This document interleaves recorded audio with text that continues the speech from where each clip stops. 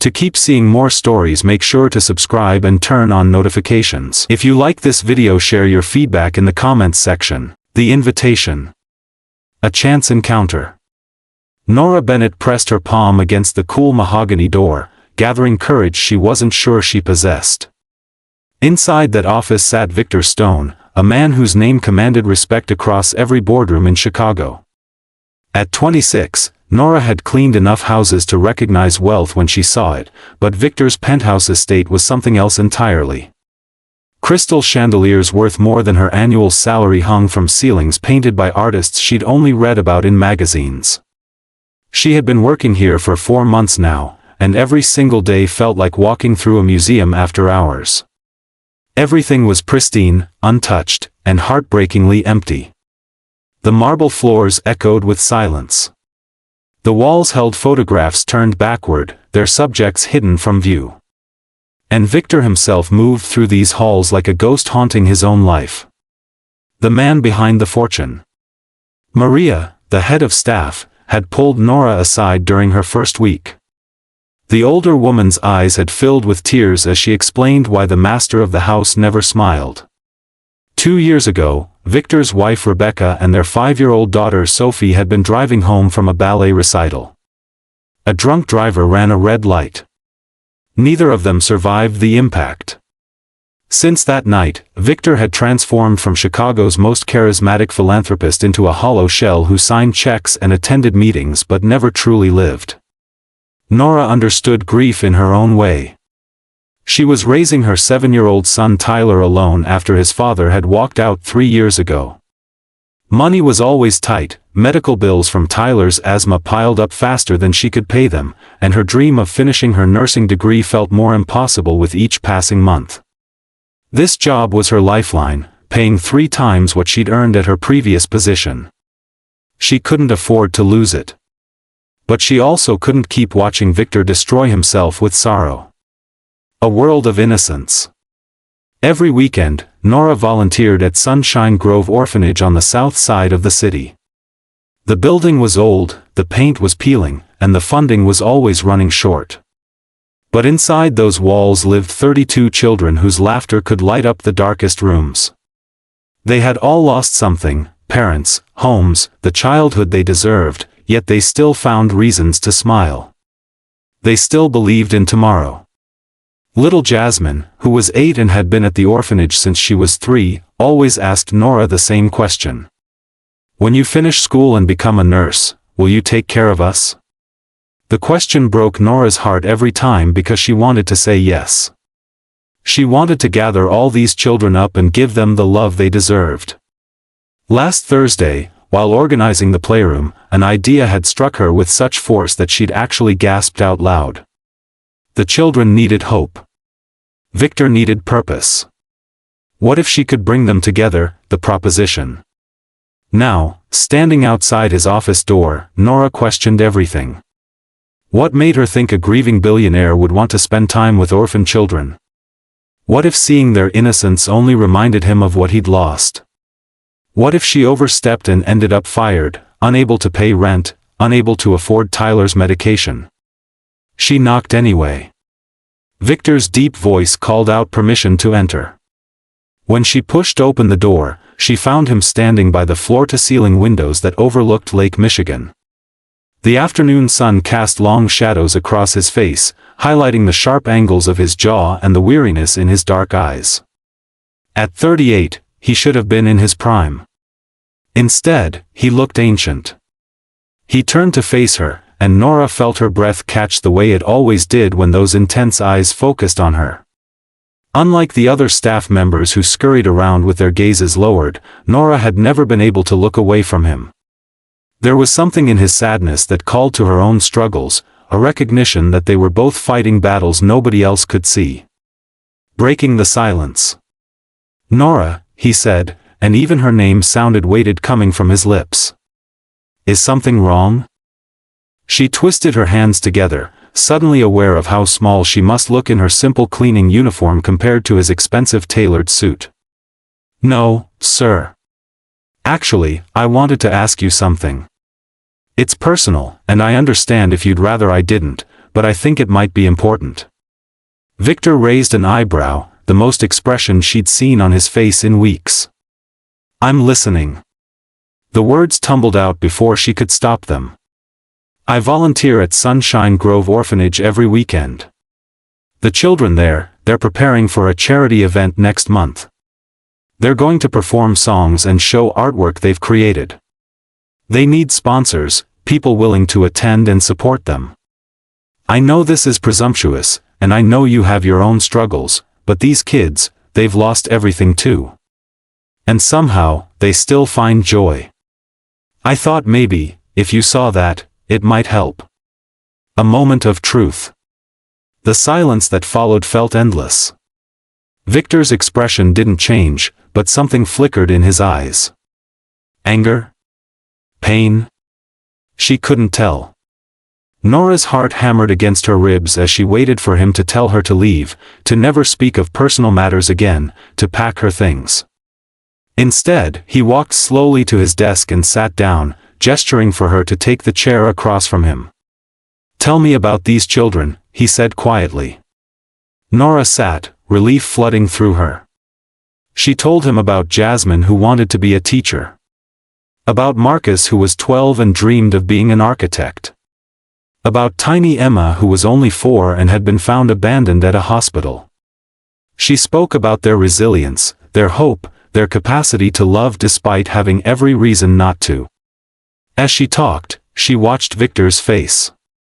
Really watched it. And for the first time since she'd started working there, she saw something besides emptiness in his expression.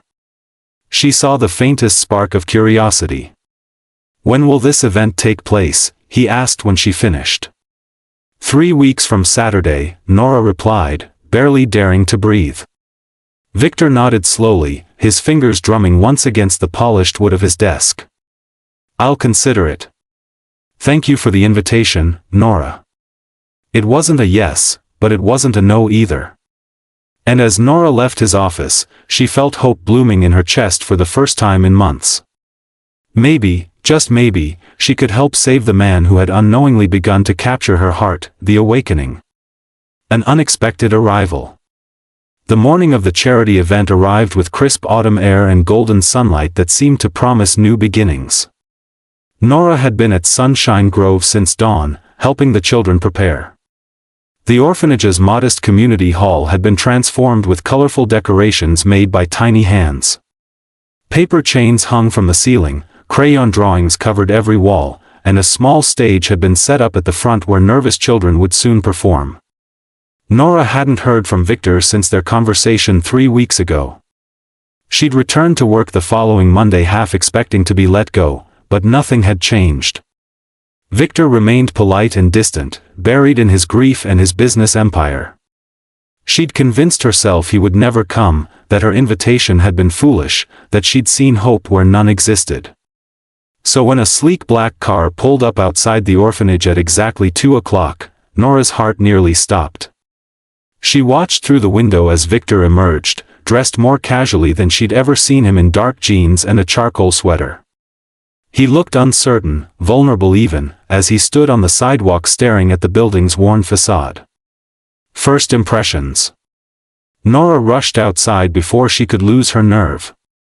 "Victor, you came," she said, unable to hide the surprise in her voice. He managed a small, tight smile. "I said I would consider it." "I considered." Something in his tone suggested this decision hadn't been easy. Nora could see the tension in his shoulders, the way his hands clenched and unclenched at his sides. Coming here was costing him something, and she suddenly felt the weight of responsibility for whatever would happen next. "Thank you," she said softly. "The children are going to be so excited. Come inside, please." As they walked through the entrance, the sounds of chaos and joy assaulted them. Children ran through the hallways, their laughter echoing off the walls. Directors called out last-minute instructions. Volunteers rushed around with props and costumes. It was messy and loud and completely alive, the exact opposite of Victor's silent mansion. Nora watched his face carefully, searching for signs that this had been a mistake. Instead, she saw him take a deep breath, as if breathing in the energy of the place. Meeting the children. Before the performances began, Nora took Victor on a tour of the facility. She showed him the classrooms where volunteers taught reading and math. The small library filled with donated books. The playroom with its mismatched toys and worn furniture. The dormitories where children slept 4 to a room because there simply wasn't enough space. Throughout the tour, children kept approaching them. At first, they were shy around the tall, serious stranger. But Nora had a gift for making introductions, and Victor seemed to soften slightly with each small hand that reached out to shake his. "This is Jasmine," Nora said, introducing the 8-year-old girl she'd told Victor about. "She's going to sing today." Jasmine looked up at Victor with wide brown eyes. "Are you a prince? You look like a prince from my storybook." For the first time in 2 years, Victor laughed. It was a small sound, rusty from disuse, but it was real. "No, I'm not a prince. Just a businessman." "That's almost the same thing," Jasmine declared with the absolute certainty only children possess. "Princes have castles and businessmen have big buildings. Both are rich and important." "I suppose you're right," Victor said, kneeling down to her level. "What are you going to sing for us today?" "A song about rainbows," Jasmine said proudly. "Because even when it rains, something beautiful can happen." The performance. The charity event began with the orphanage director giving a speech about their funding needs and the importance of community support. Nora sat beside Victor in the front row, acutely aware of his presence. She could feel the tension radiating from him, could see how tightly he gripped the armrests of his chair. Then the children began to perform, and something magical happened. Jasmine sang her song about rainbows with a voice that wavered but never broke. Marcus presented a model building he'd constructed from recycled materials, explaining his dream of designing affordable housing for people who needed it. Emma, the tiny 4-year-old, performed a dance that consisted mostly of spinning in circles until she got dizzy and fell down laughing. With each performance, Nora watched Victor's transformation. The rigid lines of his body began to soften. His grip on the armrests loosened.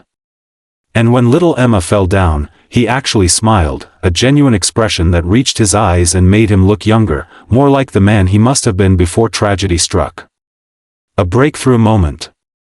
After the performances, there was a reception with cookies and punch. The children swarmed around the visitors, eager to show off their artwork and talk about their dreams. Victor found himself surrounded by kids who had no idea who he was or how much money he had. They just saw a tall man who listened when they talked. Marcus dragged Victor over to see his collection of building designs. The 12-year-old had filled an entire notebook with sketches of houses, schools, and community centers. "Someday, I'm going to build places where people feel safe," Marcus explained. "Places where families can stay together." Victor studied each drawing with genuine interest. "These are remarkable, Marcus. You have real talent. Have you thought about architecture school?" "I can't afford it," Marcus said matter-of-factly, without self-pity. "But maybe I'll get a scholarship. That's what everyone keeps telling me to hope for." Nora watched Victor's jaw tighten. She saw something shift in his expression, a determination she recognized from business meetings she'd overheard while cleaning his office. "What's your full name, Marcus?" "Marcus Thompson, sir." Victor pulled out his phone and made a note. "I'm going to remember that name." Opening up. As the afternoon wore on and the crowds began to thin, Nora found Victor standing alone in the hallway, staring at a wall covered in children's artwork. She approached quietly, unsure if he wanted company. "Thank you for coming," she said. "I know it wasn't easy." Victor didn't look at her, keeping his eyes on a crayon drawing of a family holding hands under a bright sun. "My daughter used to draw pictures like these. She covered our entire refrigerator with them. After the accident, I couldn't look at them anymore. I had them all taken down and stored away. Nora's heart ached for him. "I'm so sorry, Victor." He finally turned to face her, and she was startled to see tears in his eyes. "I thought being here would make it worse. I thought seeing these children would just remind me of everything I lost. But instead, it reminded me of something else." "What's that?" Nora asked gently. "That joy still exists in the world. That children still laugh and dream and hope, even when they have every reason not to. My daughter would have loved this place. She would have wanted to help them." A new connection. There was a long pause before Victor spoke again, his voice rough with emotion. "You were right to bring me here, Nora. I've been existing instead of living. I've been so buried in my grief that I forgot there are still people who need help, children who need support. Rebecca and Sophie wouldn't have wanted me to shut down like this." Nora felt tears prick her own eyes. "They would be proud of you for coming here today. For opening your heart even when it hurt." Victor looked at her with an intensity that made her breath catch. "How do you do it? You're raising a son alone, working multiple jobs, and still finding time to volunteer here. Where does that strength come from?" "It comes from him," Nora said simply. "Tyler is my reason for everything. Every hard day, every sacrifice, it's all worth it when I see him smile. And these kids, they remind me that love doesn't run out. The more you give, the more you have." Something shifted between them in that moment. Victor reached out and gently touched her hand, a connection that felt electric and terrifying and absolutely right all at once. "Will you have dinner with me tomorrow? Not as my employee, but as someone I'd very much like to know better." Nora's heart raced. She knew this was crossing a line, blurring boundaries that should probably remain clear. But she also knew that life was short, that second chances were rare, and that the man standing before her was finally starting to heal. "I'd like that," she whispered. As they stood there in the hallway of Sunshine Grove Orphanage, surrounded by the echoes of children's laughter and the artwork of young dreamers, something new began to bloom between them.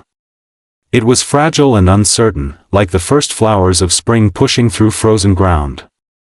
But it was real, and it was hopeful, and it was exactly what both of them needed. Victor stayed until the very end of the event, helping to clean up and saying goodbye to each child personally.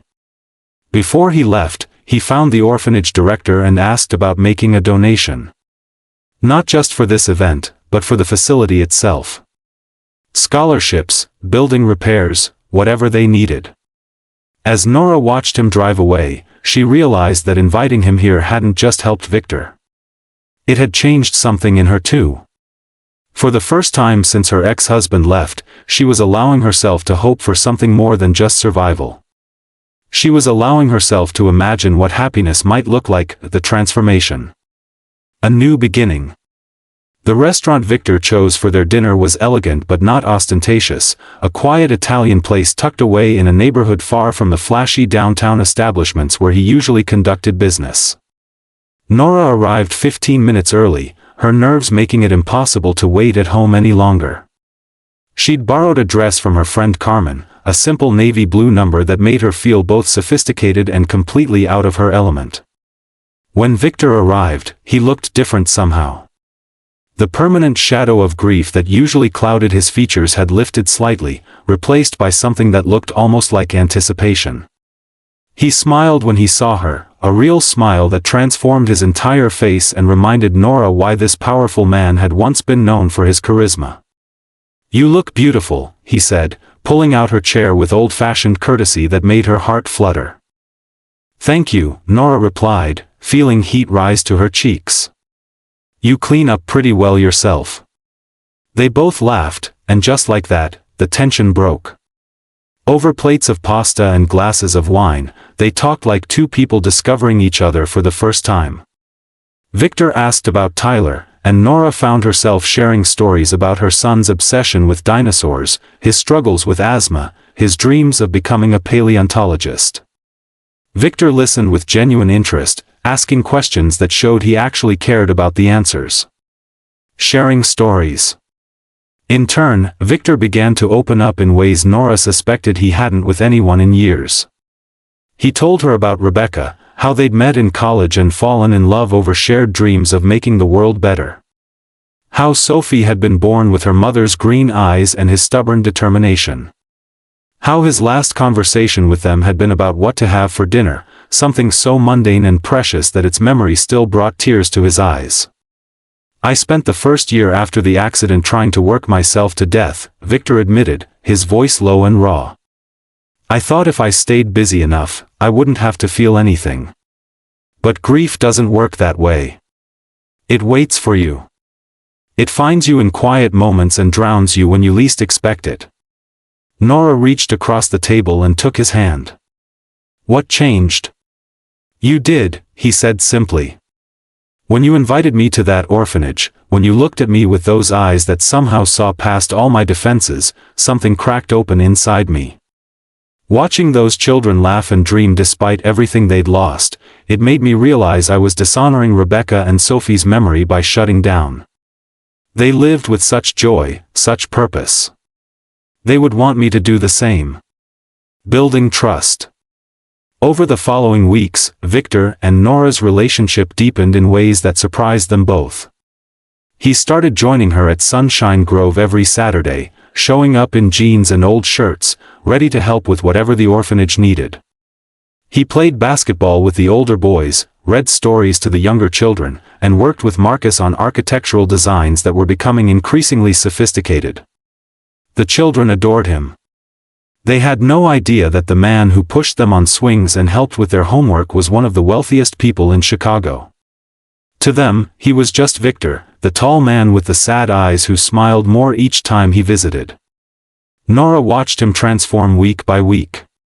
The hollowness in his expression filled with purpose. The rigid set of his shoulders relaxed. He laughed freely now, a sound that never failed to warm her from the inside out. And the way he looked at her, with a mixture of gratitude and growing affection that made her feel cherished in ways she'd never experienced before. Meeting the families. 3 months after their first dinner, Victor asked to meet Tyler. Nora had been hesitant, protective of her son and afraid of what it might mean to blend their lives so completely. But Tyler had been asking questions about the man his mother kept talking about, the one who made her smile in ways that lit up her whole face. They met at the Science and Industry Museum, Tyler's favorite place in the world. Nora watched nervously as Victor knelt down to her son's level, introducing himself with the same respect he'd show an adult. Within minutes, Tyler was chattering excitedly about dinosaurs, dragging Victor from exhibit to exhibit, completely at ease with this new person in his life. Did you know that the Tyrannosaurus Rex had teeth as big as bananas? Tyler asked, his eyes wide with excitement. I did not know that, Victor replied seriously. That's fascinating. What else can you tell me about them? As the afternoon progressed, Nora felt something shift inside her chest. Watching Victor with her son, seeing how patient and engaged he was, she realized she was falling in love with this man. Not the wealthy businessman or the grieving widower, but the person he was becoming, someone who had survived unimaginable loss and chosen to open his heart again. The proposal. That evening, after they'd tucked an exhausted Tyler into bed, Victor and Nora sat on her small apartment balcony under a sky full of stars. The contrast between her modest home and his mansion couldn't have been more stark, but Victor had told her weeks ago that he felt more at peace in her tiny living room than he ever did in his empty estate. I've been thinking about something, Victor said, taking her hand in his. I've been thinking about what makes a home. It's not the size of the building or the value of the furniture. It's the people inside it. The love that fills the rooms. The laughter that echoes off the walls. Nora's heart began to race, sensing something important was coming. Victor continued, his voice thick with emotion. For 2 years, I lived in a mausoleum of my own grief. I had everything money could buy and nothing that mattered. Then you came into my life, you and Tyler and those incredible children at Sunshine Grove, and you showed me that my story wasn't over. That I could still love, still hope, still build a life worth living. He pulled a small velvet box from his pocket, and Nora gasped. But Victor shook his head gently. This isn't what you think. Not yet. I know we need more time. But I wanted you to have this as a promise of my intentions. Inside the box was a delicate silver bracelet with 3 charms, a heart, a star, and a tiny house. The heart represents what you've given back to me, Victor explained. The star represents the light you've brought into my darkness. And the house represents the home I hope we'll build together, when you're ready. Tears streamed down Nora's face as he fastened the bracelet around her wrist. I love you, she whispered. I don't know when it happened or how, but I love you completely. I love you too, Victor replied, pulling her close. You and Tyler, you've given me a reason to live again. You've shown me that second chances are real, that love doesn't end just because loss happens. A new chapter. 6 months later, on a perfect spring morning, Sunshine Grove Orphanage held a ribbon-cutting ceremony for its new wing. Victor had funded the entire expansion, including a state-of-the-art library, updated dormitories that gave each child their own space, and a scholarship fund that would send deserving students to college. Marcus stood beside Victor, wearing a suit that had been tailored just for him, preparing to cut the ribbon as the orphanage's first scholarship recipient. He'd been accepted to a prestigious architecture program with a full ride, thanks to Victor's mentorship and support. Jasmine sang at the ceremony, her voice stronger and more confident than it had been a year ago. Emma, now 5, stood with the other children, all of them dressed in their finest clothes, all of them beaming with pride at what their home had become. Nora stood beside Victor, Tyler on her other side, and felt overwhelmed with gratitude for the journey that had brought them here. What had started as a simple invitation to a charity event had transformed into something none of them could have imagined. Victor had found purpose again. The orphanage had the resources it desperately needed. And she had found a love that felt like coming home. The future unfolds. As the ceremony concluded and children swarmed around them, Victor pulled Nora aside for a private moment. He reached into his pocket and pulled out another small box, this one different from the first. I told you I would wait until you were ready, he said, his eyes shining with love and hope. I think I've waited long enough. Nora Bennett, you walked into my life when I was drowning in darkness, and you pulled me back to shore. You showed me that grief and love can coexist, that honoring those we've lost means living fully in their memory. Will you marry me? Will you let me spend the rest of my life showing you and Tyler how much you mean to me? Through tears of joy, Nora nodded. Yes. 1,000 times yes. Tyler cheered when they told him, immediately asking if this meant Victor would teach him more about dinosaurs. The children from the orphanage gathered around, their excitement infectious and pure.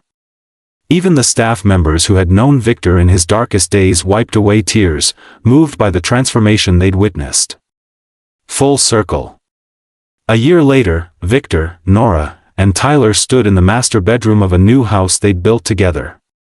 Not the cold mansion where Victor had isolated himself in grief, but a warm, welcoming home filled with light and laughter. The walls were covered with Tyler's drawings and family photographs. The kitchen always smelled like something delicious baking.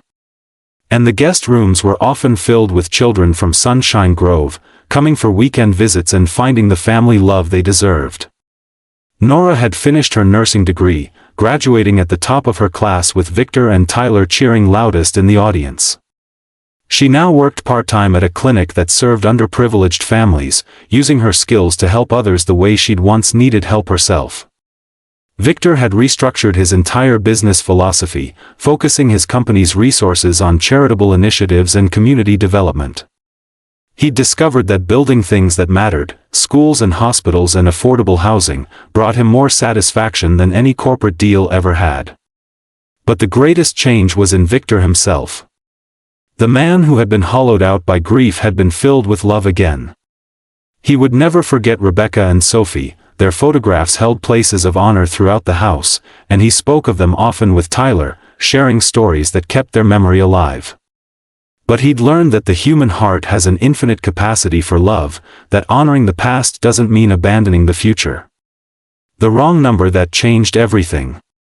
On their first wedding anniversary, as they lay in bed talking about everything and nothing, Nora asked Victor a question that had been on her mind. Do you ever think about that day I knocked on your office door? What if I hadn't been brave enough? What if you'd said no? Victor pulled her closer, pressing a kiss to her forehead. I think about it all the time. I think about how close I came to missing all of this. But here's what I've learned, sometimes the universe sends us exactly what we need, exactly when we need it. You were my wrong number that led to the right fate. You were the light I didn't know I was searching for. And you were mine, Nora whispered back. Outside their bedroom window, stars filled the night sky with promises of tomorrow. Inside, two people who had been broken by life's cruelest blows held each other close, grateful for second chances and the courage to take them. Their story had begun with loss and loneliness, but it had transformed into something beautiful, a testament to the power of compassion, the resilience of the human heart, and the magic that happens when we open ourselves to love again. Tyler slept peacefully down the hall, dreaming of dinosaurs and adventures. At Sunshine Grove, 32 children rested in comfortable beds, their futures brighter because one woman had dared to invite a grieving man to see hope again. And in that moment, everything was exactly as it should be. The wrong number had indeed led to the right fate, proving that sometimes our greatest blessings come from the most unexpected places, and that love, when given freely and accepted bravely, has the power to transform everything it touches.